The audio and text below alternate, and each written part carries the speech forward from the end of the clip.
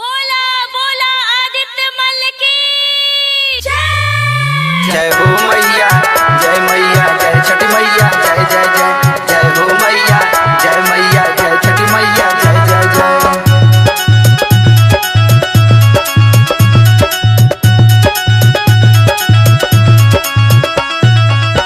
हर साल माई हम देखो छठ करिले माई आचारा पसारी तो से भीख मांगिले माई भीख मांगिले। हर साल माई हम देखो छठ करिले माई आचारा पसारी तो से भीख मांगिले। बाझनिया के तो से पुकारे है माई भर दे तू गोदिया हे छठ माई मोरे भर दे तू गोदिया। सुनो छठ माई मोरे भर दे तू गोदिया।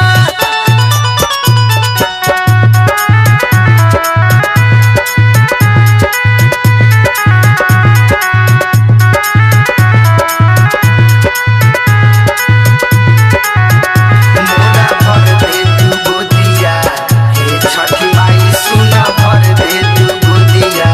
सुनो छठ माई सब सुख देलू माई हमके ससुराल में कवनो ना कमी मिले हमरा परिवार में हमरा परिवार में सब सुख देलू माई हमके ससुराल में कवनो ना कमी मिले हमरा परिवार में। ये कहीं कमी बाटे घरवा में माई भर दे तू गोदिया हे छठ माई हमर भर दे तू गोदिया। सुना छठ माई मोर भर दे तू गोदिया।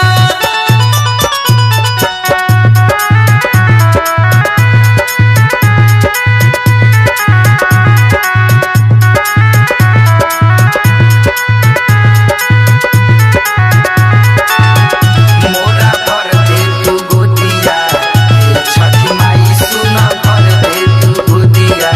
सुना छठ माई पिया मिथलेश माथे दौरा उठावस देवरा विकास घाटे उखी पहुँचावस